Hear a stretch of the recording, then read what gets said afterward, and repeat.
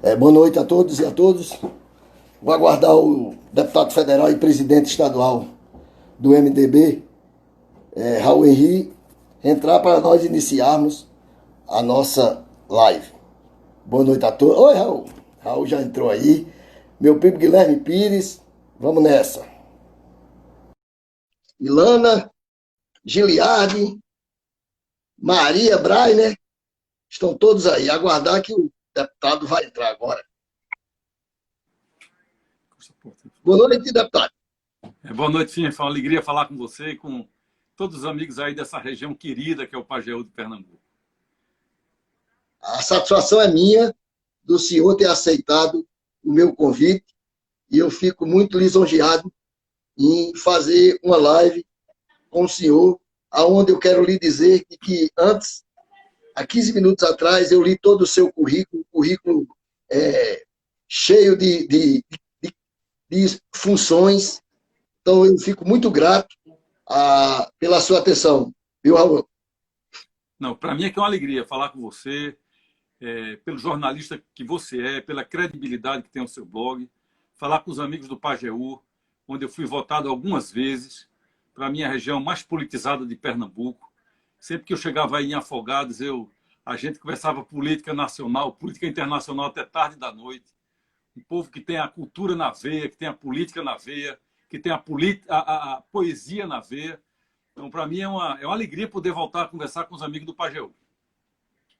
Tem muita gente aqui de Brejinho, de Serra Talhada, de todo canto aqui, que já entraram Tabira, mas aí nós vamos fazer um bate-papo bem divertido aqui, bem sério e bem diversificado. Como de costume, presidente, eu queria que o senhor fizesse uma avaliação do ano e 7 meses do governo Bolsonaro, como também o governo Bolsonaro na pandemia. Bem, em primeiro lugar, eu acho que Bolsonaro venceu a eleição no momento em que a sociedade queria dar um basta a tudo aquilo que vinha acontecendo no Brasil, queria virar aquela página da história, queria dar um não ao PT, ao velho sistema político, a todos aqueles escândalos de corrupção que aconteceram no Brasil, tanto que ela buscou o candidato que tinha um discurso mais radical. Então a sociedade deu esse cheque em branco a Bolsonaro, ele assumiu a presidência da República com essa delegação da sociedade, encontrou um Congresso também reformado por essa onda que veio de renovação, por essa onda que veio pelas redes sociais, pelas mídias sociais, um Congresso reformista, um Congresso com a renovação de mais de 50%, com muita consciência das suas responsabilidades. Essa legislatura é melhor do que as outras das quais eu participei. E tanto que fizemos uma reforma da Previdência em 8 meses. Bolsonaro encontrou também uma mídia, ele se queixa muito da mídia, mas a mídia no Brasil explicou muito a necessidade do Brasil fazer reformas estruturantes para sair daquela situação de crise que era a maior crise da história do país, uma crise que levou ao desemprego 14 milhões de brasileiros. Então, Bolsonaro tinha tudo na mão, o apoio da sociedade, o apoio do Congresso, o apoio da mídia, para ele colocar o Brasil num outro patamar. Reformar o Estado brasileiro, que é um Estado inchado, pesado, capturado pelo corporativismo, capturado pelos privilégios, poder melhorar muito o ambiente de negócios no Brasil, transformar o Brasil num país, um país que tem tudo por se fazer, transformar o Brasil num país mais atrativo para o investimento internacional, fazer uma reforma tributária, fazer reformas microeconômicas para destravar a economia brasileira. E, lamentavelmente, ele fez um caminho que não foi esse caminho. Ele fez um caminho do conflito, da confrontação, de tentar confrontar as instituições democráticas, participar de atos que pediam o fechamento do Congresso e do Supremo Tribunal Federal. E isso causou muito transtorno, muita instabilidade política. O Brasil não tinha ainda conseguido superar a crise que começou em 2014, a crise que jogou o país no fundo do poço em 15 e 16. Como eu disse, levou ao desemprego 14 milhões de brasileiros. Ele tinha tudo para recuperar isso, não recuperou. O Brasil estava patinando ainda, apesar de ter reorientado a política econômica, apesar de ter feito uma reforma da Previdência, não tinha conseguido se recuperar ainda, estava crescendo a 1% ao ano, quando chegou a pandemia do coronavírus. e atingiu a economia brasileira numa situação pior do que os outros países emergentes. A nossa dívida, por exemplo, era o dobro da dos países emergentes. A dos países emergentes em torno de 40% do PIB, e a nossa em torno de 80%. Fechamos o ano de 19 sem conseguir pagar as contas. Quase 100 bilhões de reais a diferença entre a receita e a despesa. 12 milhões de pessoas desempregadas ainda. A economia crescendo 1%. Então, o Brasil foi pego pela pandemia do coronavírus num momento de muita dificuldade. E acho que aí, mais uma vez, ele errou. Ele errou porque, no lugar dele acompanhar tudo que vinha acontecendo na experiência internacional, as evidências científicas que vinham sendo apuradas em outros países, pela OMS, enfim, os países da Europa, os países da Ásia, ele emburacou nesse negócio de dizer que a pandemia era uma gripezinha. E nós já estamos aqui hoje com 75 mil mortos. Os americanos, os Estados Unidos, que é o país mais rico do mundo, já vai para 135 mil mortos. É uma pandemia que destruiu todo o sistema de saúde do mundo. O sistema de saúde da Inglaterra, que é o mais famoso do mundo, o melhor sistema de saúde público do mundo, foi também destruído pela pandemia. A Itália, a França, a Alemanha, a Espanha. Enfim, é um negócio muito sério, a maior tragédia humanitária da nossa era. E acho que no lugar dele buscar a unidade nacional, buscar o Congresso, o Judiciário, os governadores, os prefeitos, e a gente tentar, aqui no Brasil, implantar aquilo que a experiência e que a evidência científica internacional recomendava, ele foi numa linha oposta. Me parece que agora ele se recolheu mais. Eu espero que ele esteja fazendo autocrítica. Eu torço para que ele dê certo, porque se ele der errado, o Brasil dá errado. A hora da gente discutir política é 2022, quando cada um vai colocar a sua proposta, mas no momento em que ele está no exercício do mandato, acho que a gente tem que torcer para que o Brasil dê certo. Lamentavelmente, eu acho que ele errou muito desde o início do mandato dele, desde o momento em que a sociedade deu essa delegação a ele. O senhor já foi secretário de Educação. E o Ministério da Educação do governo Bolsonaro já vai com, se eu não me engano, 4 ministros. Como é que o senhor vê a educação completando o seu raciocínio diante do governo Bolsonaro? Eu só tinha falado de economia, de política e da de pandemia. saúde. Mas se a gente for falar de educação, esse assunto é mais grave ainda. Porque nenhum país do mundo deu certo sem investir em educação. Não tem nenhum exemplo. É formação de capital humano. A maior riqueza de um país é o seu povo. É um povo educado, é um povo escolarizado, é um povo capaz de produzir na economia, é um povo capaz de desenvolver ciência e tecnologia. E no caso do Brasil, tem uma instituição que aglutina hoje os maiores especialistas em educação, gestores públicos, consultores, que é o Todos pela Educação. O Todos pela Educação fez uma agenda para oferecer a todos os candidatos a presidente da República em 2018. Uma estratégia para o país, com base também na evidência internacional, do que deu certo em outros países, do que deu certo na Europa, do que a Ásia fez e está fazendo melhor do que a Europa agora, que os americanos estão tentando copiar, porque hoje já tem muita informação sobre a educação no mundo. A OCDE, que é o Clube dos Países Ricos, faz uma prova a cada 3 anos, com um aluno de 15 anos, com 600 mil alunos no mundo. Então a gente sabe os países que estão avançando, os que não estão avançando, e sabe o que é que está dando certo nesses países. Por que é que eles estão avançando e outros não? Então há todo um conjunto de informações hoje, de conhecimento, que foi oferecido aos candidatos a presidente da República. É uma política com 7 pontos. Investimento na primeira infância, investimento na alfabetização, implantação do currículo nacional, da Base Nacional Comum, diversificação do ensino médio para atrair mais os jovens, uma política para a carreira de professor, que no Brasil é mal remunerada, é mal valorizada e a formação é muito ruim também. Uma melhoria do Fundeb, que nós estamos votando agora, e também a criação de um sistema nacional para organizar melhor a função de estados, de municípios e do Ministério da Educação. A política é essa. Em resumo, são 7 pontos. E nós não fizemos nada, perdemos 1 ano e meio. Um ministro, sobretudo aquele último que saiu, o Weintraub, só fazia agredir, só fazia confusão no Ministério, só fazia debate ideológico que não leva para lugar nenhum. Porque em educação tudo é muito difícil. Em educação, uma boa ideia, e as pesquisas mostram isso, uma boa ideia é apenas 25%. 75% é você conseguir implementar aquela boa ideia. Porque em educação tudo envolve muita gente.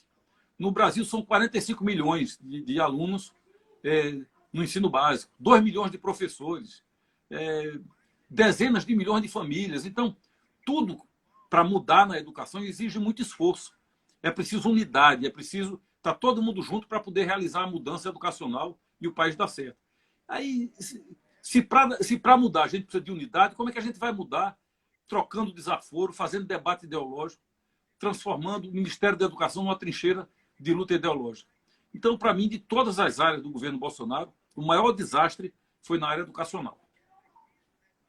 O presidente do seu partido, o presidente nacional, Baleia Rossi, disse anteriormente que queria distância do Centrão. Na verdade, o líder do governo no Senado é do seu partido, que é aqui de Pernambuco.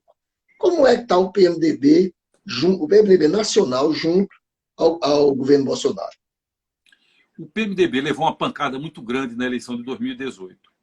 O PMDB foi um partido que comandou a resistência democrática no Brasil, depois comandou a transição democrática no Brasil, e depois o PMDB começou a negociar muito, abriu mão da sua identidade para apoiar todos os governos que vinham. E ficou muito com a pecha de partido fisiológico, de partido clientelista, de partido oportunista, de partido que seguia aquela oração de São Francisco, que é dando que se recebe, e foi se descaracterizando como aquele grande partido democrático do Brasil, aquela grande frente democrática do Brasil. E o resultado de tudo isso veio na eleição de 2018. O MDB deixou de ter 70 deputados na Câmara dos Deputados para ter 34. Reduziu pela metade sua votação. Pagou o preço de ver se desmanchando a sua identidade política. E depois disso, nós nos reunimos em Brasília, a bancada federal, os senadores, as lideranças do partido, para fazer um esforço de recuperação da imagem do partido. E na Convenção Nacional, o MDB é um partido muito heterogêneo. Cada estado ele tem uma cara diferente. Nós conseguimos construir a unidade na convenção. O presidente Baleia Rossi, que é um jovem deputado de São Paulo, é uma pessoa muito habilidosa, muito talentosa, muito jeitosa. E conseguimos construir uma unidade com base em 3 pilares. Independência política do governo, porque esse negócio de ficar se agregando ao governo foi o que destruiu a identidade e a imagem do PMDB.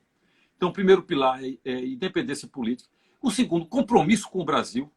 Votar naquilo que for bom para o Brasil, independentemente de estar ou não dentro do governo. E, por fim, a defesa dos valores democráticos. E eu acho que o PMDB reafirmou isso agora. Reafirmou a independência quando o Baleia Rossi foi convidado a ir para o Palácio do Planalto e disse que não reivindicaria posições, nem indicaria nomes. Depois, reafirmou seu compromisso com o Brasil quando disse que votaria a favor do governo em tudo aquilo que fosse bom para o Brasil, como fizemos, inclusive, na reforma da Previdência.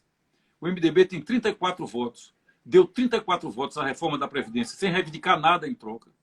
E, por fim, fez a defesa dos valores democráticos, quando o presidente começou muito a agredir as instituições democráticas.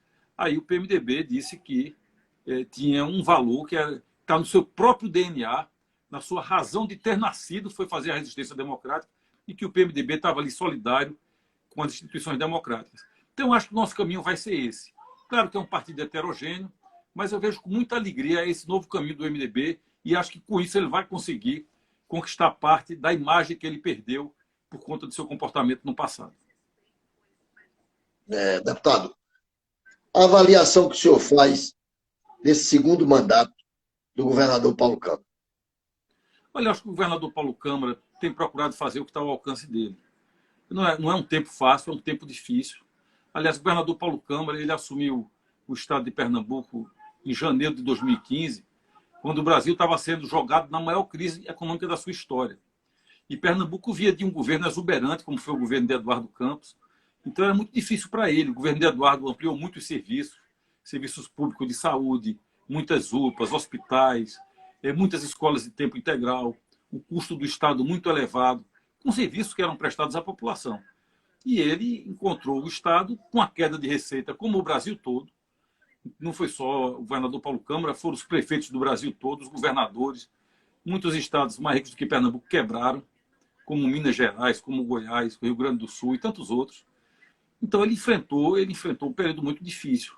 Acho que ele está se comportando na pandemia com toda a racionalidade, procurando seguir as melhores práticas internacionais, tomando decisões com base em critérios técnicos.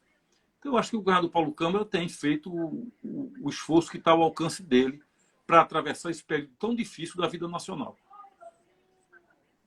O senhor é presidente estadual do MDB de Pernambuco. Eu fiz uma análise rapidamente aí e vi que dos 49 deputados da Alep, o PMDB só tem um, que é Tony Gel. Como é que está o PMDB a nível de Estado? Olha, o PMDB teve um problema, nós tivemos um problema, porque tivemos uma luta com o senador Fernando Bezerra Coelho, que começou em setembro de 2017 e que saiu do campo político e foi para o campo jurídico, que quando foi em abril de 2018, para disputar a eleição, o último prazo para filiação, para disputar a eleição de 18, muita gente tinha receio de permanecer no partido por conta da nossa luta jurídica, porque as pessoas iam disputar uma eleição sub júdice, correndo o risco de perder a legenda e não poder disputar a eleição. Então, muitos companheiros nossos saíram do partido, com a nossa compreensão, inclusive. Né? Por exemplo, nós tínhamos alguns deputados federais que chegaram a cogitar disputar pelo MDB, e depois que essa luta se deu e foi para o plano jurídico, então, deputados estaduais, Ricardo Costa, Jaime Asfora, que ia disputar pelo MDB, não disputou, Aline Mariano, que ia disputar pelo MDB, não disputou, Caio Maniçoba, que ia disputar pelo MDB, não disputou. Nós tínhamos conversado com Fernando Monteiro e com Gonzaga Patriota, que tinham cogitado vir para o partido.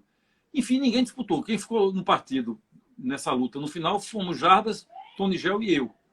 Né? E, felizmente, os três vencemos a eleição. Então, nós temos procurado, o partido está na aliança, nós fizemos parte da aliança da Frente Popular, Jarbas foi eleito senador na chapa da Frente Popular. Agora, o que nós estamos vivendo agora é uma eleição municipal. Na eleição municipal, já foi assim em 2016. A nossa estratégia foi lançar candidatos no maior número possível de municípios. Em 2016, nós vencemos várias eleições disputando com candidatos do PSB. Agora, em 20, vai ser a mesma coisa. Vamos disputar em muitos municípios em que nós vamos estar de um lado, o PSB vai estar do outro. E aqui no Recife, nós vamos deixar para resolver na hora certa. Eu acho que agora, no mês de final de julho, mês de agosto, a gente deve resolver como é que é a nossa posição no Recife, porque é a eleição principal do Estado. E, para nós, nesse momento, todas as hipóteses estão colocadas sobre a mesa. Certamente, no mês de agosto, as convenções serão em setembro, no mês de agosto, certamente a gente vai avançar nessas conversas para resolver nossa posição. Deixa eu fazer uma pergunta de conchave. Veja só, eu já tinha lido de que o senador Fernando Bezerra Coelho tinha dito, em janeiro, na Rádio Jornal, de que se o senhor fosse... aliás, foi Jarbas que disse que se o senhor não fosse candidato, o MDB ficaria na Frente Popular. Já o senador Fernando Bezerra Coelho é um rival do governo de Pernambuco. Como é que o senhor pontua isso aí? Primeiro, nós somos um partido que tem uma tradição histórica de convivência democrática com as nossas divergências internas. Isso é do DNA do PMDB, do MDB. Porque o MDB nasceu como uma frente política. Nasceu para enfrentar a ditadura, tanto que hoje nós temos características muito diferentes, dependendo do estado da federação. A principal liderança do MDB de Pernambuco é Jarbas, que está no MDB há mais de 50 anos, foi fundador em 66, 54 anos no partido, um homem que mais venceu eleições em Pernambuco, eleições majoritárias, venceu 6 eleições majoritárias, 2 de prefeito do Recife, 2 de governador de Pernambuco e 2 de senador. Nenhum outro político de Pernambuco venceu 6 eleições majoritárias em Pernambuco. Então, o Jarbas é a nossa cara aqui em Pernambuco. No Maranhão é a cara de Sarney, em Alagoas é a cara de Renan, no Rio Grande do Sul é a cara de Pedro Simon, e assim por diante. No Paraná é a cara de Roberto Requião. O PMDB é uma grande frente. E como grande frente... São Paulo é Temer, né? São Paulo é Temer. São Paulo é Temer. E São Paulo... Mas Temer está se aposentando, basicamente. Disse que não... inclusive, eu acho que se desfiliou do partido até. Não quis fazer parte da Executiva Nacional. Quem tem São Paulo hoje, a principal liderança de São Paulo é Baleia Rossi, que é o líder da bancada na Câmara dos Deputados e é presidente nacional do partido. Então é evidente que a Aham. maior liderança de São Paulo, um jovem de 40 e poucos anos, muito habilidoso, uma pessoa muito politicamente muito madura. Então, como eu dizia para você, essa tradição nossa de convivência democrática nós temos. Nós tivemos uma divergência com o senador Fernando Bezerra Coelho, mas temos uma convivência hoje absolutamente respeitosa, pacífica, cordial. Então, vamos conversar sobre a eleição do Recife no momento certo, o momento está chegando, e tomar uma decisão, inclusive com a possibilidade de haver divergências em relação a essa decisão.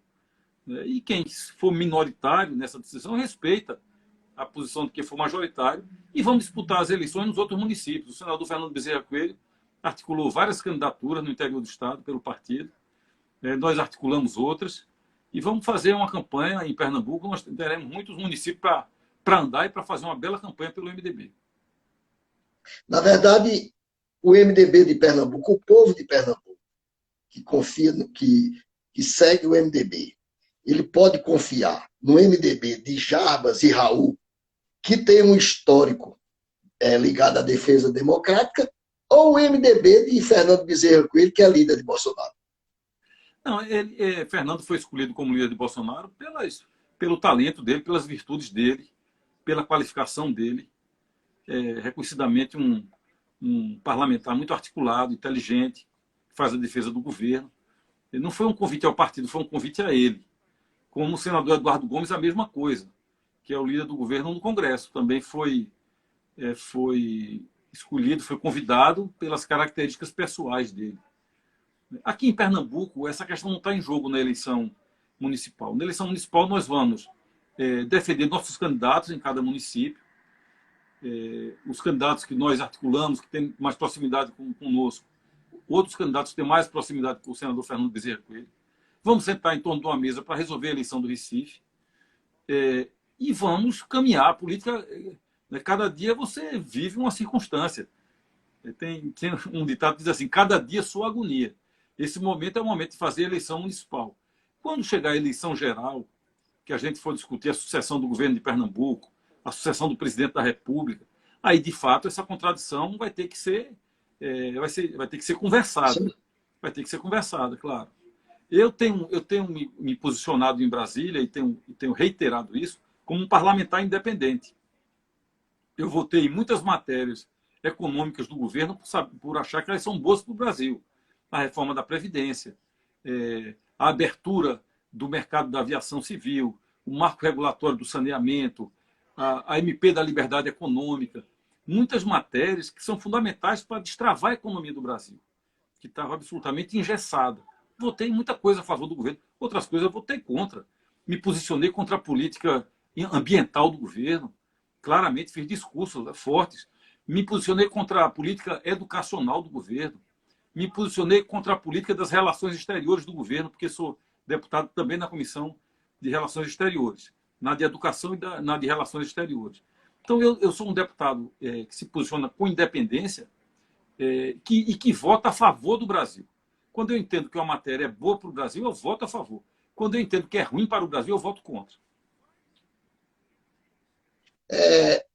Na verdade, eu queria saber o seguinte: o MDB de Pernambuco, em relação às eleições de Recife, o senhor disse que ia resolver agora em agosto, mas no momento existe a possibilidade do senhor ser candidato, como o próprio Fernando Bezerra Coelho lá atrás disse, de que o senhor tem pesquisa que mostra uma boa pontuação do senhor. Na verdade, o MDB está na frente ou está no grupo de oposição?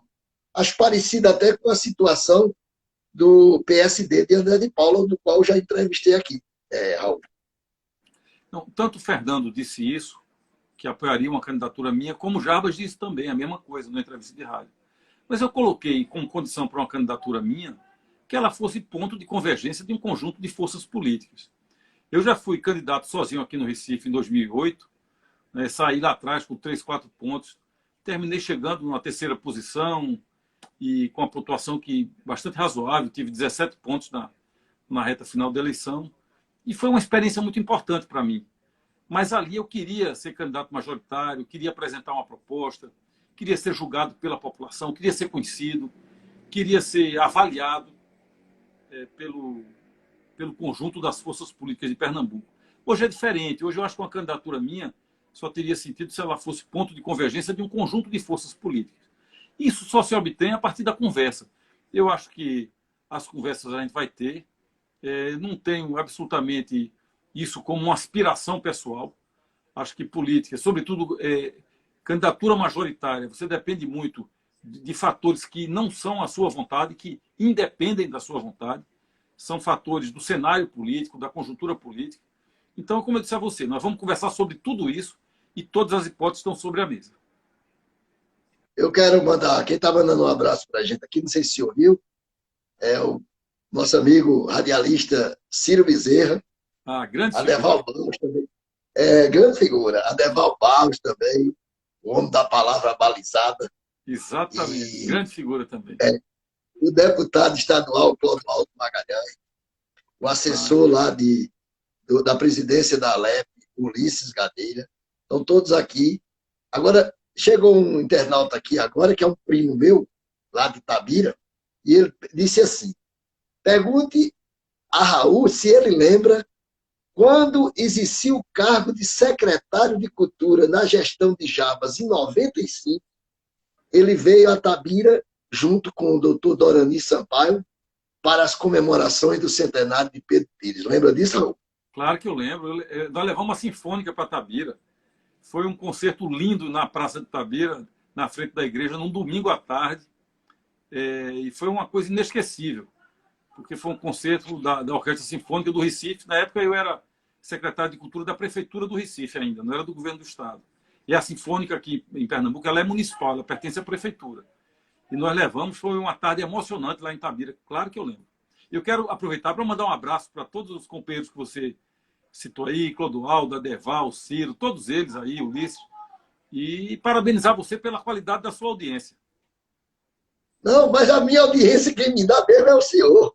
De Porque maneira é o senhor de forma não, eu tenho aí, mas eu sou amigo particular de Ciro, de Ulisses, de Adeval, mas quem me dá audiência mesmo é o senhor.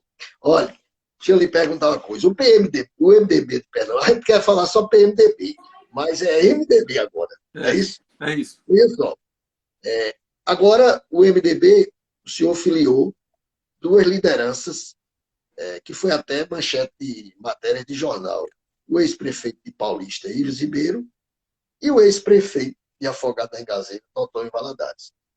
Ao meu ver, duas grandes aquisições, até porque o MDB de Afogados tinha o filho do ex-prefeito Totonho, o vereador Daniel, como presidente da legenda. No momento, Ives mantém a candidatura em Paulista. Mas aqui em Afogados, o prefeito fez um acordo com o ex-prefeito Totônio, fez um acordo com o prefeito Patriota, e ao que tudo indica, rola aí, é que o ex-prefeito vai indicar o vice. Como é que o senhor pontua essas duas aquisições e o momento dos dois na atualidade?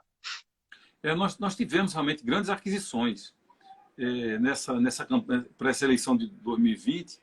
Ives Ribeiro em Paulista, Elias Gomes no Cabo, Paulo Roberto em Vitória de Santo Antão, que teve 40 mil votos para deputado federal. Nós vamos disputar com muitos candidatos competitivos em Pernambuco. E no caso de Totonho, é anterior ainda, porque eu tive com o Totonho na casa dele aí em Afogados em 2016, para convidá-lo para entrar no partido na eleição municipal de 16. Totonho eu conheço há muitos anos, porque fiz política aí em Afogados, coordenei a campanha de Jabas aí em 1990, então conheci esses companheiros todos de Afogados desde 90. E tinha relações aí, fui muito ligado a Dona Gisa, a Orisvaldo Inácio. A política em Afogados é uma política muito polarizada, mas é uma política civilizada. As pessoas aí, pelo menos a lembrança que eu tenho da política de Afogados, é que ela é feita em alto nível. Cada um tem sua posição, mas as pessoas sempre se respeitaram aí. E eu sempre tive uma relação muito boa com o Totonho, com o Patriota, com todo mundo aí em Afogados. Relações pessoais sempre foram muito boas. E convidei Totonho para entrar no nosso partido, para fortalecer o nosso partido, pela história dele, pela liderança política que ele é, pela estatura que ele tem, pelo espírito público dele, pela competência, pela capacidade de trabalho, por tudo que ele já deu ao povo de Afogados, para que ele tivesse autonomia para conduzir o nosso projeto aí. Claro que o nosso estímulo era para que ele fosse candidato a prefeito. Esse era o nosso desejo, era o nosso estímulo, o nosso apoio. Mas se ele avaliar que não é o momento dele ser o candidato, a condução que ele der ao nosso partido aí em Afogados, ele tem absoluta autonomia para fazer, absoluta liberdade, tem todo o nosso apoio. Se houver uma composição aí com a vice, se for, por exemplo, o nome de Daniel, que é um jovem quadro, uma pessoa talentosa, promissora, tem todo o nosso apoio. É importante, eu quero voltar a Afogados, o nosso partido tem uma casa aí, para eu poder voltar ao Pajeú, voltar a Afogados da Engazeira, rever todos vocês. E acho que o nosso partido aí está muito bem representado por Totonho Valadares e por Daniel Valadares, que apesar de muito jovem, tem o DNA da melhor política de Pernambuco e da melhor política do Pajeú. O partido MDB, nessa eleição de 2020, com essas aquisições, hoje o partido, se eu não estiver enganado, tem 17 prefeitos, não é isso? São 17, né? Mas entraram o prefeito de Panelas e a prefeita de Itambé, Dona Graça, e perdemos o prefeito Clebel de Salgueiro, que vai disputar por outro partido. Então, nós temos hoje, eu acho que 18 prefeitos. A tendência nessa eleição, pela conjuntura, com essas aquisições que o senhor falou anteriormente, é um aumento do partido, né, do Estado. Nós disputamos em 2016 com 40 candidatos. Houve 2 candidatos, mas que a gente percebeu que foi muito para marcar a posição. O candidato para disputar mesmo, nós tivemos 40, fizemos 17 prefeitos, em 13 cidades ficamos na segunda posição e tivemos 15 vice-prefeitos e 160 vereadores. Agora nós vamos disputar aproximadamente em 60 municípios. Cidades importantes como Petrolina, prefeito Miguel Coelho. Vamos disputar em Arco Verde, com um empresário aí que vai ser o fato novo da política de Arco Verde, o Hélito Maciel, uma pessoa respeitada na região, pessoa que gera emprego aí, que gera desenvolvimento. Como eu falei, vai ter candidato devemos ter candidato em Bezerro, devemos ter candidato em Vitória, vamos ter candidato em Garaçu, em Olinda, em Jaboatão, no Cabo, em Paulista. Vamos ter candidato em muitos lugares importantes. Lagoa Grande, né? Lagoa Grande, né? Lagoa Grande, que já é o prefeito, Toritama, que já tem um prefeito, Palmares, que já tem um prefeito, Itambé, que já temos a prefeita, Salgadinho, que temos prefeito, Vertente do Lério. Enfim, nós vamos disputar Panelas, que vamos disputar com a prefeita. Cabrobó, vamos ter um candidato competitivo. O prefeito saiu do partido, mas nós temos um candidato que é vereador e que está em primeiro lugar na pesquisa hoje, Dinho Saraiva. Então vamos disputar em muitas cidades importantes em Pernambuco. Como eu disse para você, são 60 cidades. Aí no Pajeú a gente tem Iguaraci com De Solis, Ingazeira, Santa Cruz da Baixa Verde, Santa Terezinha, possivelmente até hoje, São José do Egito, Tabira com Dinca Brandino e Triunfo com Eduardo Melo. Vamos ter candidato no estado inteiro. E vamos ter uma boa representação aí no Pajeú. O senhor tem conhecimento de que, eu vou falar só porque é daqui do Pajeú, especificamente. O ex-prefeito Dinca corre na justiça aí processos que até dizem que ele é ficha suja. Mas o senhor tem conhecimento desse processo dele? E se realmente existe a possibilidade dele mesmo ser candidato? Eu tenho conhecimento de que há um processo contra ele, mas ele é muito confiante de que é capaz de reverter o processo e que ele tem muita confiança de que pode disputar a eleição. Eu não sou advogado, nem acompanhei esse processo dele. Nós filiamos ele já na eleição de 16. Dinho, que é uma pessoa que eu conheço de muitos anos, porque ele era amigo de Zé Carlos Guerra, irmão de Sérgio Guerra, e Zé Carlos era muito amigo meu. Foi deputado, foi secretário junto comigo no governo de Jabas. Então eu conheço Dinca há muitos anos. Sei que é um homem afirmativo, um homem que tem lado, está com a gente desde 16 e continua no nosso partido. Eu tenho muita fé e muita esperança que ele possa disputar, senão ele não tiver condições, a gente bota um candidato aí apoiado por ele para disputar. Mas eu tenho muita fé e muita confiança de que nós vamos disputar em Itabira com ele. Raul, eu vou fazer uma pergunta que é minha mesmo, é curiosidade minha. Eu queria saber como é que está, no momento, o relacionamento do senhor com o governador Paulo Câmara, politicamente. Não, o nosso relacionamento pessoal é muito bom. Sempre foi. Paulo é uma pessoa muito afável, muito gentil, uma pessoa muito correta. Agora, esse momento é o momento do MDB definir os seus caminhos. Nós estamos fazendo no interior de Pernambuco a mesma coisa que fizemos em 16, que foi investir no crescimento do partido, lançar candidatos onde a gente tivesse lideranças que fossem candidatos competitivos. E a questão política do Recife nós vamos resolver politicamente, dentro do MDB, discutindo dentro do partido qual é o melhor caminho. Eu sou presidente do partido, tenho a obrigação de ouvir as principais lideranças do partido para que a gente tome essa decisão coletivamente.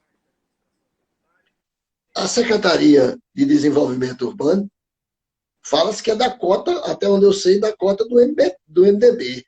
O Marcelo Bruto foi indicação do senhor, de Jabas. Não, nós tivemos junto na eleição de 2018, então a participação do MDB no governo seria uma coisa natural. Nós tivemos naquela aliança. A aliança que compõe o governo hoje é resultado da eleição de 2018, onde nós tivemos juntos. O MDB estava coligado com o PSB e Jabas foi, inclusive, candidato a senador na chapa. Marcelo Bruto é um técnico absolutamente qualificado, uma pessoa de altíssimo nível, e eu acho que ele está cumprindo um belo papel no governo do estado de Pernambuco. Deputado, eu queria lhe agradecer pela participação. Adorei um papo de alto nível, de uma pessoa jovem ainda, inteligente, com um currículo invejável. Obrigado. Fico muito grato da sua disponibilidade. Queria que o senhor deixasse aqui as suas considerações finais. Eu quero dizer que foi uma alegria participar dessa conversa com você, com seus amigos, deixar meu abraço aí para todo mundo que participou desse nosso diálogo aqui. Eu sei da credibilidade, da repercussão do seu blog. Sei o quanto o Pajeú é uma região politizada, que gosta de acompanhar a política, uma região que valoriza a cultura, uma região onde eu tenho muitos amigos e quero voltar para ir nessa eleição municipal agora. Seja qual for a posição do nosso partido aí, Totó e Daniel têm todo o nosso apoio. O que eu quero é poder voltar a fazer política no Pajeú, para rever vocês, comer um bodinho assado aí. E aí quero aproveitar nesse final para desejar a todo mundo muita saúde, que o Brasil possa superar o mais rapidamente possível essa tragédia humanitária, que é a maior da nossa história, que a gente faça o que é necessário fazer, se for possível ficar em casa, manter um certo distanciamento social é o ideal, só fazer aquilo que for absolutamente necessário. Eu tenho feito isso. Por incrível que pareça, a gente trabalha mais ainda através da internet. Eu estou falando com você aqui, atrás de você está o computador com a tela ligada e eu estou acompanhando a votação da Câmara dos Deputados. Esse celular que está aqui, que eu estou falando com você, não é meu, é do meu filho. Eu estou com o meu aqui na mão para poder votar, porque eu voto pelo meu celular. Exatamente por isso que eu acabei antes. Eu acabei antes exatamente por isso. E a gente não tem hora para nada, porque você faz videoconferência de manhã, de tarde, de noite, final de semana. Antes, a gente, quando chegava do trabalho, a gente tinha um tempinho em casa. Agora, todo mundo acha que pode marcar a videoconferência 9 horas da noite, 10 horas da noite, e por aí vai. Então, torcer para que o Brasil volte logo à normalidade, para que a gente supere tudo isso e possamos fazer uma campanha. Esse é o momento da campanha eleitoral, é o momento da festa democrática, que, se Deus quiser, a gente possa fazer uma campanha conversando com as pessoas, reunindo, debatendo os temas das cidades, para que a gente possa fazer no Brasil a grande festa da democracia e consolidar esse que é o maior patrimônio do povo brasileiro, que é a nossa democracia. Então, muito obrigado pelo convite. Estarei sempre à disposição. Um grande abraço em você, nos amigos que acompanharam, em todos os amigos aí de Afogados e do Pajeú de Pernambuco. Igualmente, deputado. Muito obrigado aí, sucesso aí na sua jornada. Conte comigo, viu? Obrigado. Um abraço. Um abraço.